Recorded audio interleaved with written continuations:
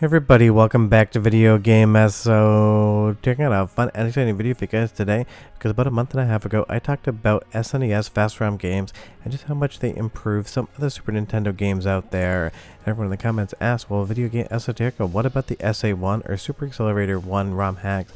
And I said in the comments, I didn't forget them, I was planning on a different video.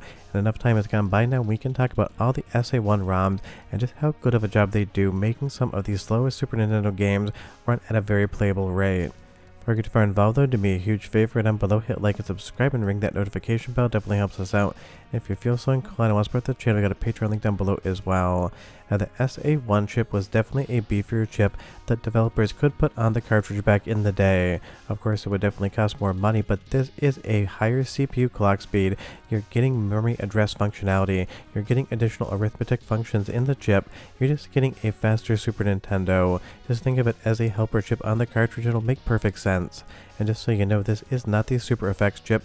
SNES actually had a whole host of different chips that could be put into games to improve the performance, some made by Nintendo and some made by third parties.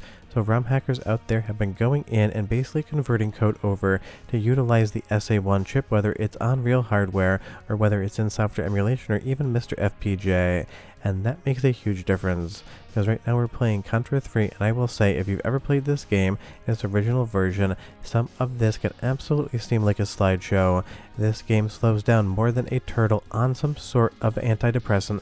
It's one of those things, it just absolutely will chug in certain spots. And that has been 100% fixed here on the SA1 version of the game. I have never seen this thing slow down. It always runs at a very good speed, and it just makes the game that much more playable. And that really is the fun part about these SA1 ROM hacks. Some of the games that they improve are absolutely, in my opinion, very difficult to play on real hardware. And I'm sure if you played Contra 3 back in the day, you will remember just how slow this game could get. Now do be aware that these ROM hacks don't exist for every single game out there. These are all one-off made by hand, so it might not be that it exists for the game that you're hoping for, but something like Contra 3 here running at this speed is a 10 out of 10 chef's kiss level of just absolute fun.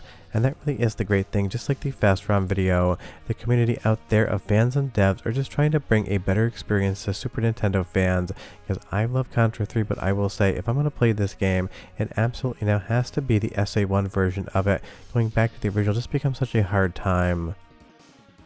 Let's move over to Mega Man X, another SA1 ROM hack, and just so you know, there really isn't a great comprehensive list that I can find of all of the different versions of these hacks out there, so if you know of one, leave me a comment down below and I will add it into the video description. Right now I have a post from like 2020 describing all the ones that exist, but it can be a little bit hard to find this information. And I am curious, did you even know these ROM hacks existed, speeding up with the SA1 chip? Tell me that as well, because a lot of times when I do these videos, people say they've never seen them before. Now Mega Man X is another game notorious for its slowdown, especially when there's a lot of big explosions on screen or a lot of big sprites as well. But I will say this game absolutely still looks stunning in 2026, just like it did when it came out, but getting this running at a consistent frame rate that doesn't have any dips whatsoever is just great.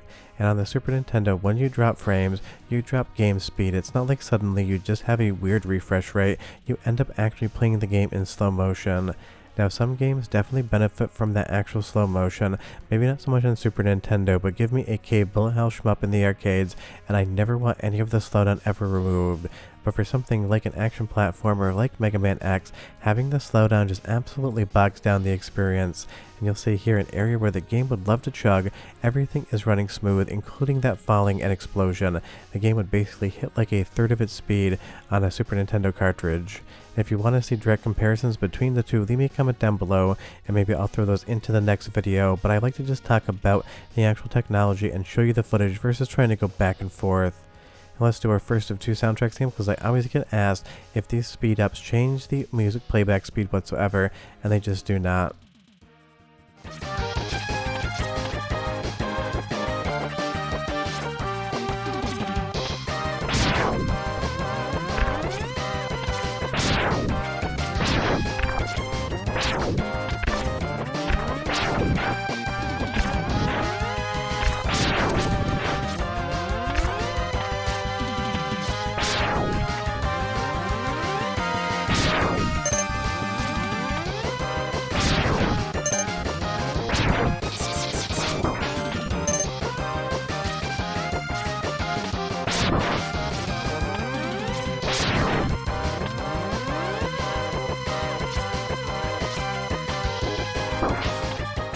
So you can plainly hear that the Mega Man X music and sound effects are playing back at the exact same rate as they would on a retail cartridge. That is because the SA1 chip is running faster, but it's running faster for the game code. The Super Nintendo has its own sound CPU, interestingly enough developed by Ken Kutaragi of PlayStation fame, when Sony was actually helping Nintendo with Super Nintendo hardware, which almost led us to the Super Nintendo CD, but ended up giving us the PlayStation, and the rest is history.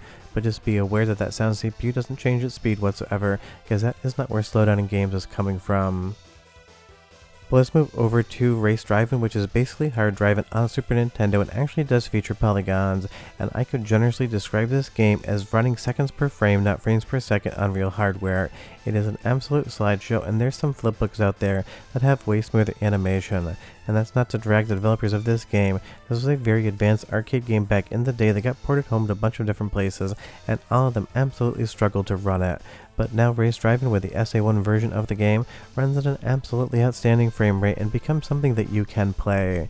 Now, I'm not saying that you want to play this one. You could emulate the arcade version and have a ton of fun with it, but if you have nostalgia for this, it is a really good example of just how much the SA1 chip can do, because again, you didn't have to have a Super Effects chip on board to get 3D out of the Super Nintendo back in the day. There was a bunch of different ways to do things, and Race Driving was just one of them. But honestly, this is what I would describe as a playable version of the game, where the actual retail cartridge I would describe as completely unplayable in my opinion. You have to be pretty good about actually managing your speed, or in this instance actually bad at it to make a fun replay, to be able to even enjoy this game. And when you have such a low refresh rate, it really is hard to even have some of your command inputs actually be read. I swear this game drops a ton of turn inputs just based upon how slow the frame rate is. This might be the best example of a game that runs more fluidly outside of something like Contra 3, which absolutely again can just be a slideshow when you actually get into some of the busier areas in the game. Let's move over to another game that actually benefits from this speed up and doesn't really lose anything by losing the slowdown. This is Gradius 3, and earlier in the video I mentioned sometimes shmups actually program slowdown in to make it easier for you to navigate around bullets. But Gradius 3 on Super Nintendo is not one of those, so I know I said in shmup sometimes you don't want to lose that slowdown whatsoever for the authentic experience and for the actual help that slowdown can bring, but Gradius 3 actually running at a good frame rate on Super Nintendo, 10 out of 10 improvement any day of the week and twice on Sunday. It is such a fun version of the game, and it's just infinitely more playable here. It's also our second soundtrack sample, so go ahead and listen to the music for 45 seconds, and I'll be right back with more.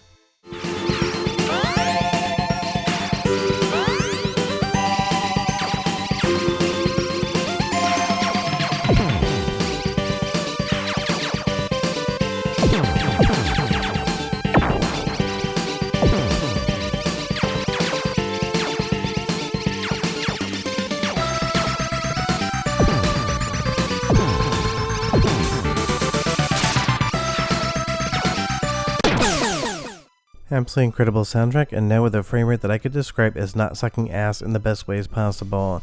And this is why these SA1 ROM hacks are so important, because they take games that again are at the edge of playability in my opinion and make them 100% playable. But just be aware that these things are very complicated to make, and that's why there aren't a ton of them out there. In some ways, you're basically reprogramming an entire game dealing with those new memory addresses, because some things might be executing from a completely different memory address that never really was a thing when the actual retail game came out. And you'll even see massive projects like the SA1 ROM hack of Super Mario World, because this is a game, again, that could slow down in spots. And that really was kind of the thing with the Super Nintendo. I'm not saying it was weak hardware, it was not whatsoever. It just had a CPU, as far as the actual stock CPU on the console, that wasn't exactly as fast as it could be, and definitely hampered some games. As developers pushed newer and newer graphics and had more complex games, you ended up in a situation where some games just absolutely bogged down, and that was not a fun time. So leave me a comment down below and you tell me, what's the one game that you remember being absolutely slow as hell on something like the Super Nintendo? If you are wondering, the SA1 chip basically got its life started on the Super Mario RPG from Square. And again, it also has some compression techniques, some light ones involved as well, which is part of the reason why I'm sure it was used in that game. But that really is the fun thing about the Super Nintendo. There's so many different chips that can be utilized both in hardware and in ROM hacking, and the SA1 definitely is the one that takes the cake when it actually comes to improving things. And it's one of those things, I absolutely love that these exist, because again, the community is making some of your favorite games that much better for no reason other than they love them as well, and they want everyone to have some fun. And that definitely is a big deal. Between the FastROM ROM hacks, between the SA1 ROM hacks, and just basically ROM hacks in general, Super Nintendo is doing better in 2026 than any other year it ever has been, and I can't wait to see what more comes to it. But short of that, we're done. Definitely check them out, and if you find a comprehensive list of all these hacks, let me know, because I was having a very difficult time doing so. But I'll see you guys next time. Bye-bye.